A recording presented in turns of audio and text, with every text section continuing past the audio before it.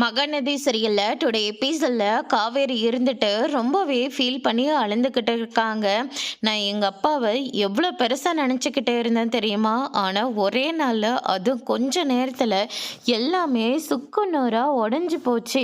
இப்போல்லாம் அப்பான்னு கேட்டாலே காதுக்கு வெறுப்பாக தான் இருக்குது அப்படின்னு சொல்லிட்டு காவேரி விஜய் கிட்ட சொல்லிக்கிட்டு இருக்காங்க. விஜய் இருந்துட்டு கவலைப்படாத காவேரி அப்படின்னு சொல்லிட்டு காவேரிக்கே ஒரு பக்கம் ஆறுதல் சொல்லிக்கிட்டு இருக்காங்க.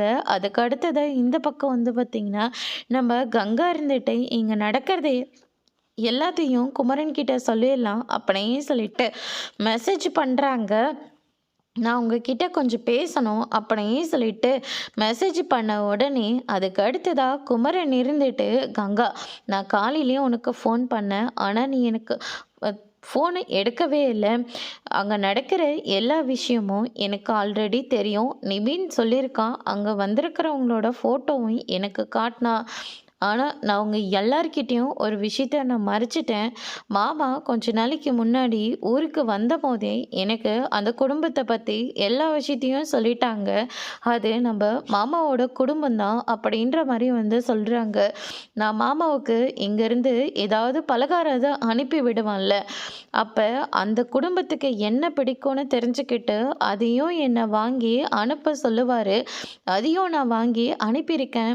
இந்த விஷயத்த மாமாவே வீட்டில் எல்லார்கிட்டேயும் பொறுமையாக சொல்லலான்னு தான் இருந்தார். ஆனால் அதுக்குள்ளே என்னென்னமோ நடந்து போச்சு. நான் இப்படி அத்தைக்கிட்ட உண்மையை மறைச்சது எனக்கும் ரொம்ப குற்ற உணர்ச்சியாக தான் இருக்குது. ஆனால் அவங்க இப்படி திடுதிப்புன்னு இங்கே நிற்பாங்கன்னு நான் கொஞ்சம் கூட எதிர்பார்க்கவே இல்லை.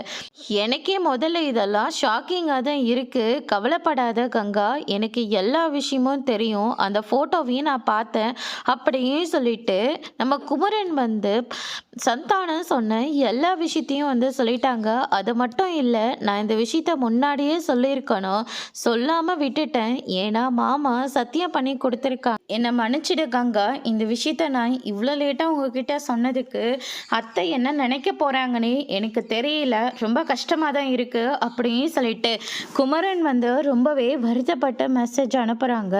இதை கேட்டோன்னு கங்கா பயங்கரமாக ஷாக் ஆகுறாங்க. எல்லா ஆம்பளைங்களும் ஒரே மாதிரி தான் இருக்காங்க. ஐயோ அம்மா, எல்லாருமே சேர்ந்து நம்மளை இப்படி ஏமாத்திட்டாங்களே அப்படின்னு சொல்லிட்டு வயிற்ற பிடிச்சிக்கிட்டு கங்கா தலைமையில கையை வச்சுக்கிட்டு அழுந்துட்டு இருக்காங்க. அதுக்கு அடுத்ததான் இந்த பக்கம் பார்த்தீங்கன்னா விஜயும் நிவீனும் பேசிக்கிட்டு இருக்காங்க. இப்போ நம்ம என்னதான் பண்ணுறது, இந்த குடும்பம் திடுதிப்புன்னு இங்கே நின்றுட்டு இருக்காங்க. இந்த குடும்பத்தை பற்றி அங்கிளை பற்றி கங்காவும் அதே மாதிரி காவேரி எல்லாருமே சொன்னபோது நான் ஏதோ பெருசாக இருக்கோம், அவர் ரொம்ப பிரில்லியண்ட்டு அப்படின்னு சொல்லிட்டு நான் தப்பு கணக்கு போட்டுவிட்டேன். ஆனால் இப்போ தான் தெரியுது எல்லா விஷயமும் அவங்களுக்கு எப்படி ஒரு கில்ட்டியே இல்லாமல் மறுபடியும் இந்த இடத்துக்கு இவர் வந்தாரோன்னு எனக்கு தெரியவே தெரியல.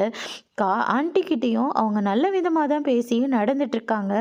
எப்படி அவங்களால மட்டும் அப்படியெல்லாம் முடிஞ்சிருக்கோம் அப்படின்னு சொல்லிட்டு நம்ம விஜய் ஒரு பக்கம் சொல்லிக்கிட்டு இருக்காங்க. உங்களுக்கு ஒரு விஷயம் தெரியுமா, இந்த விஷயம் குமரன் அண்ணனுக்கு ஏற்கனவே தெரிஞ்சிருக்கு அப்படின்ற மாதிரி சொல்லிடுறாங்க.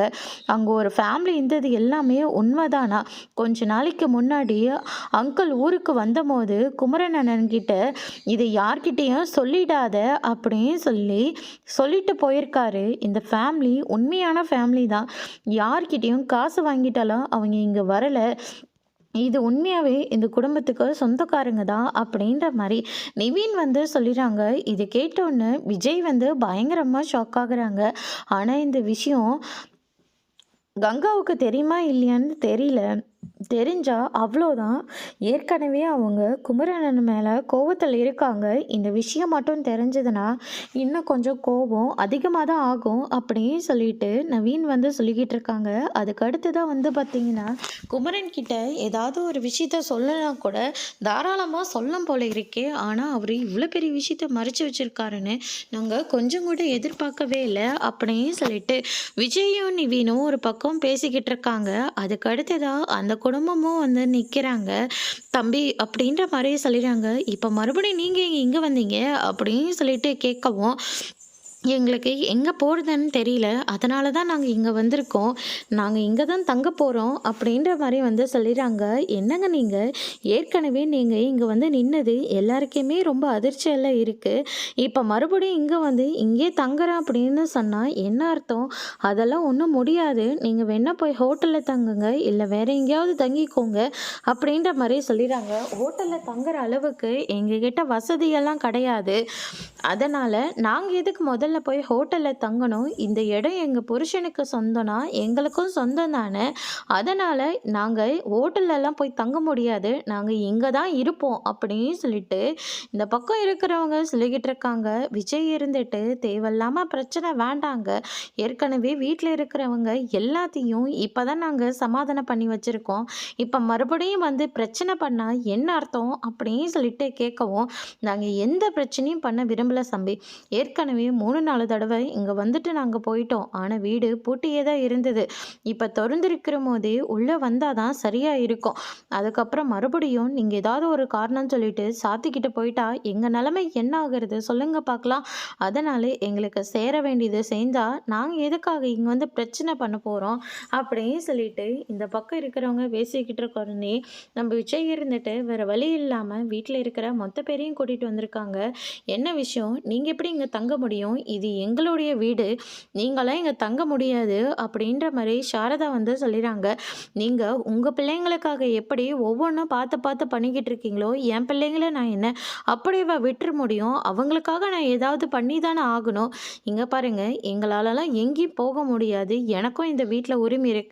நான் இங்க தான் இருக்க போறேன். அவர நம்பி நான் 2 பிள்ளைங்கள பெத்து வச்சிருக்கேன். இவங்களுக்கு நான் ஏதாவது பண்ணா தானே." அப்படின்ற மாரி இது சொல்லிறாங்க. உடனே சாரதா இருந்துட்டு, "இங்க பாருங்க, உங்கள பத்தி எனக்கு எதுவுமே தெரியாது. தேவையில்லாம மறுபடியும் வந்து பிரச்சனை பண்ணிக்கிட்டு இருக்காதீங்க. நீங்க இங்கலாம் தங்க முடியாது. முதல்ல வெளிய போங்க." அப்படின்னு சொல்லிட்டு அவங்க எல்லாத்தையும் உள்ள விட்டுட்டு, அவங்க 3 பேத்தையும் மட்டும் வெளிய தள்ளி விட்டுர்றாங்க. அதுக்கு அடுத்து தான் வந்து பார்த்தீங்கன்னா, "ஏன் அத்த இப்படி நடந்துக்கிறீங்க? இன்னைக்கு ஒரு நாள் நைட்டு அவங்க வீட்டுக்குள்ள இருக்கட்டுமே. இப்பலாம் குளிர்காலம் வேற. இன்னும் கொஞ்ச நேரம் போனா ரொம்ப குளிர் அடிக்கும். அவங்கள எப்படி அங்க வெளிய விட முடியும்? அடிச்சா அடிச்சுட்டு போட்டும். அங்கேயே கூட இருந்து அவங்க எப்படியாச்சும் போகட்டும். அதனால அவங்கள எல்லாம் என்னால வீட்டுக்குள்ள சேர்க்கவே முடியாது." அப்படின்னு சொல்லிட்டு சாரதா வந்து சொல்லிக்கிட்டு இருக்காங்க. நிவின் இருந்துட்டு, "அவங்கள பார்த்தா ரொம்ப பாவமா இருக்கு. தயவு செஞ்சு உள்ள விடல ஆன்ட்டி." அப்படின்ற மாரி சொல்லிடுறாங்க. அதுக்கு அடுத்ததா விஜயும் போய் பார்க்குறாங்க. அவங்க ரொம்பவே குளிர்ல இருக்காங்க. அதுக்கு அடுத்ததா சிந்து இருந்துட்டு, "ஏம்மா நம்ம இங்கேருந்து இவ்ளோ கஷ்டப்படணும்?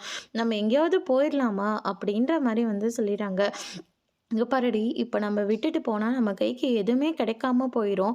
அதனால எப்படியாவது இங்க இருந்து போராடி எல்லாத்தையும் வாங்கிட்டு போனா மட்டும் தான் உண்டு. அவங்களே பரிதாபப்பட்டு உள்ள கூப்பிட்டாலையும் கூப்பிடலாம்ல. அவசரப்பட்டு நம்ம இங்கிருந்து போயிட்டோம்னா, கண்டிப்பா இவங்க மறுபடியும் கதவ பூட்டிக்கிட்டு கிளம்பி போயிடுவாங்க." அப்படின்னு சொல்லிட்டு அவங்களுடைய அம்மா வந்து சொல்லிக்கிட்டு இருக்காங்க. சாரதாவ விஜய் வந்து சமாதானம் பண்றாங்க. "ஏன் அத்த, ஒரு வாய் சாப்பிட்டு போன்னு சொல்லி எத்தன பேருக்கிட்ட நீங்க சொல்லியிருப்பீங்க.